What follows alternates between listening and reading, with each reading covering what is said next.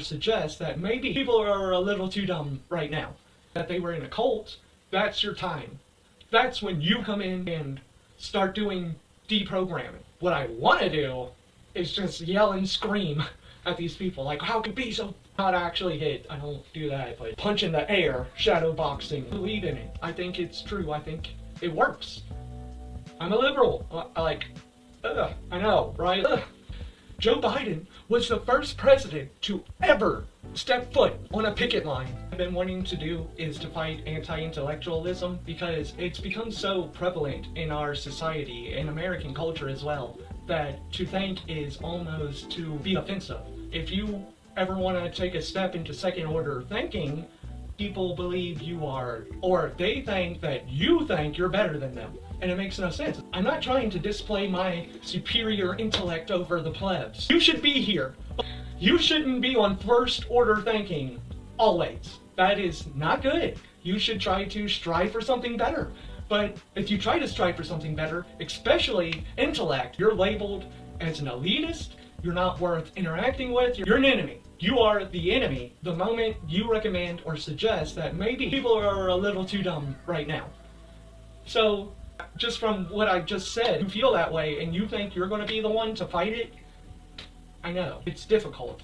It's hard to hold the two positions in your head where it's like, people need to be fighting the good fight against anti-intellectualism, but also, oh my god, these people are so dumb, I don't want to interact with them. What do you do? That's what I'm trying to figure out.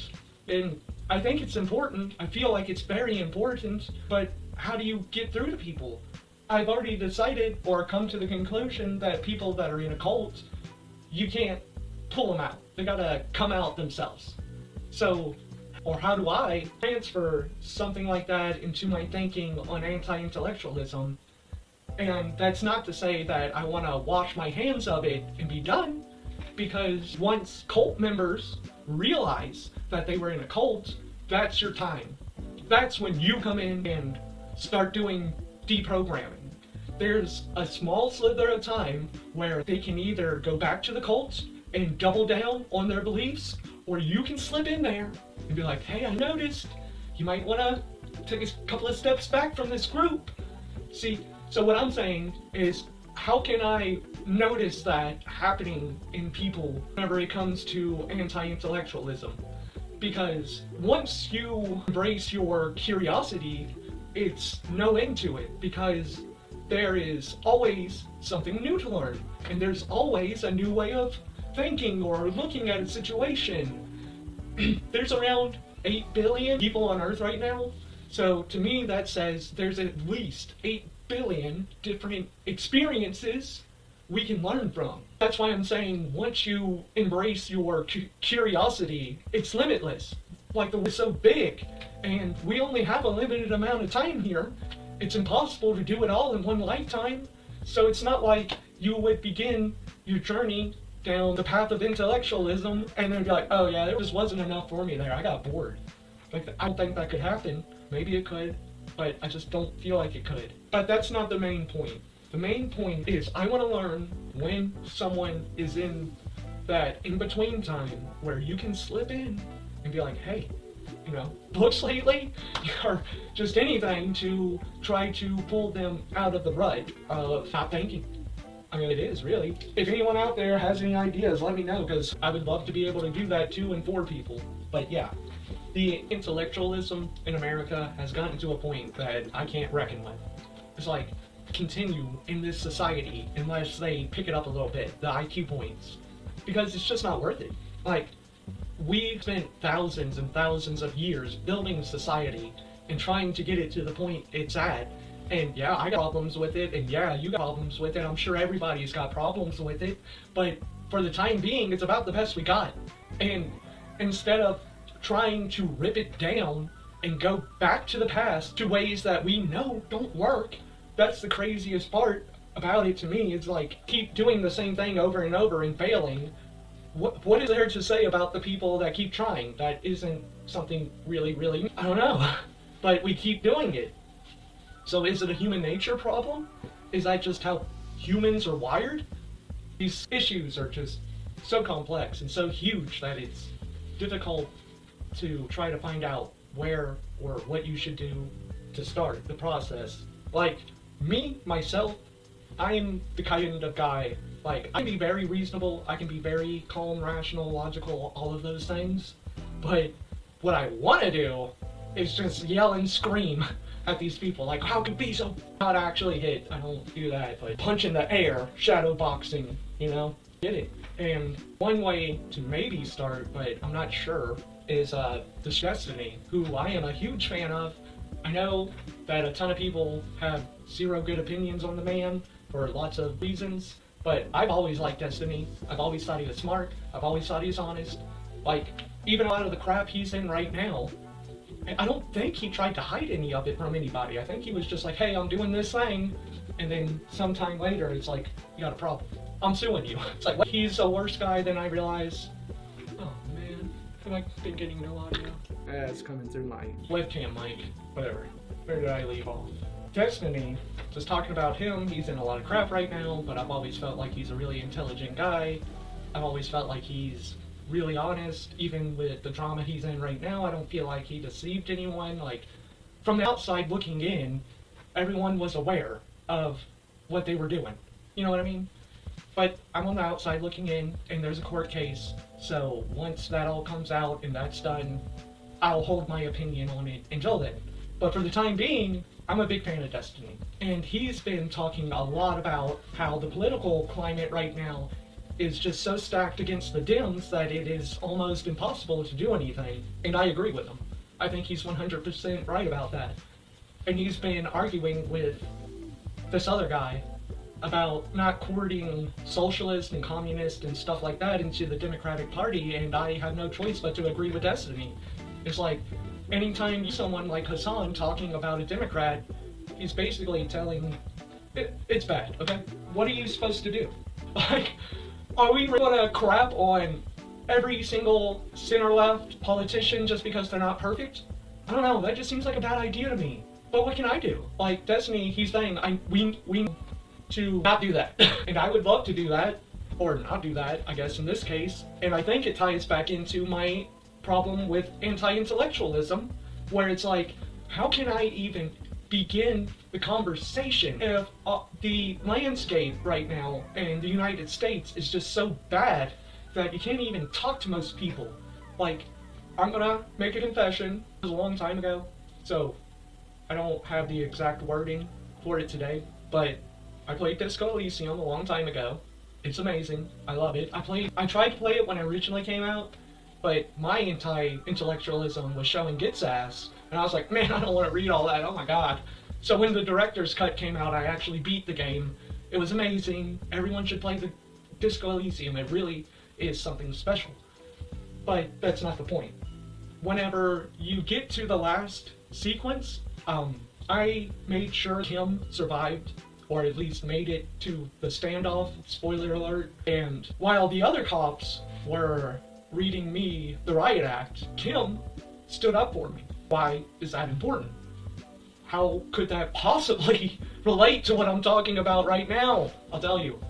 Kim, let me preface this also by saying, I answered and played the game like I would. Like, if I was in the same scenario, I answered questions, I did the investigation, I did everything as I literally would. So, whenever it came time for Kim to defend me, Kim was like, I can't remember the main character's name, Hank maybe, but Kim said, hey, this dude is a true dyed-in-the-wool liberal, through and through. Like, I got called out hard on that, because it was back whenever I was getting into streamers like, Vosh, and, like, a bad word, no? So I liked to think of myself as a socialist, or something further to the left than I actually am. Unfortunately, Kim's her liberal ass down and get to the slow progress brings.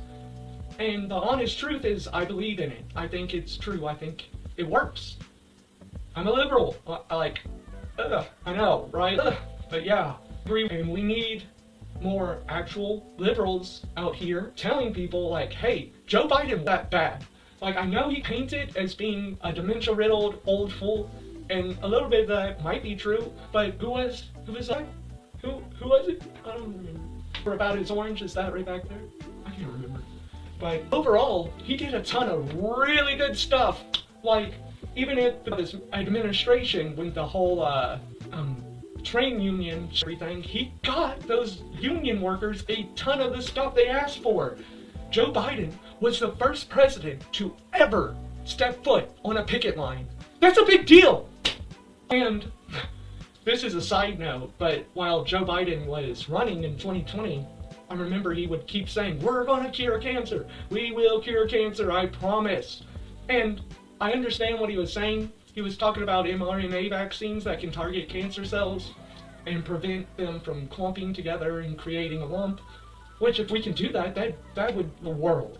That would be huge. But it's kind of funny now because we know he has stage 4 pancreatic cancer, so it's like, oh, that's why he was like, we're gonna guys. It's like, you're telling me he didn't know that back then. But I understand why he kept it under wraps. It's just, this country is so weird. Like, we would rather for a dementia-riddled old white dude than a very competent, very, very attractive opinion professional named Kamala Harris. Like, I know it's delusional on my part, but I thought it wasn't even going to be close. I thought Kamala was going to sweep. I was so wrong. I mean, I was so wrong. I got hell off the copium, guys. I was coconut pilled. And God, I know, and all that, but like, as far as I'm concerned, for the time being, right now, America, at least the one I grew up in, the one I lived in 6 months ago, or 7 months ago, just don't exist. Like, this is not the same country. We are not fighting for the same values that we used to. We don't care about people. We don't care about education. We don't nothing. Like, what are we for? What is America trying to achieve right now? I can't think of it. Can you? I mean, other than wealth off the back of corruption, I mean, we've all that though. We just drop the pretext. As I start the battle on anti-intellectualism, maybe I need to fight the battle of anti-liberalism first. Like, if people don't have the opportunity to learn, then how can I swoop in and teach them? Because they haven't learned how to learn. So if we're not even giving people that, how am I going to come in and help them out? Or at least what I would feel is helping them out. So, do I need to start the battle a little further back? Do I need to start the battle at is that where my battle needs to begin? And then if we somehow actually, hopefully, defeat that, then I can move into the realm of fighting anti-intellectualism? I'm just not sure. But I know I need to do something, and I know I want to help, and I know I want to fight. So, any ideas, down in the comments, in the live chat, just wherever, please tell me, because looking for, I got plans, but I don't have exact details. Like, where do I go stuff? Like, where do I start? Because, like, that's the real, I guess right here with what I'm doing right now, I don't know. I'm figuring it out. Every time I try to figure something like this out, I figure it out. So I'll get an answer eventually. Even if it's the same, or the same type of answer I got with, how do you help people that are in a cult? And the answer, unfortunately, I didn't like it. But it's the only one that I could come to that made sense was, you can't. You can't. Gotta wait for them to be ready. Gotta wait for them to come to their, senses and swoop in and do the deprogramming. So, what do I do with the anti-intellectuals? How do I know that they're starting to decouple from the anti-intellectual lifestyle or whatever, and I can swoop in and reinvigorate their curiosity for the world? It's weird. It's to be in, but we'll figure it out. We have to.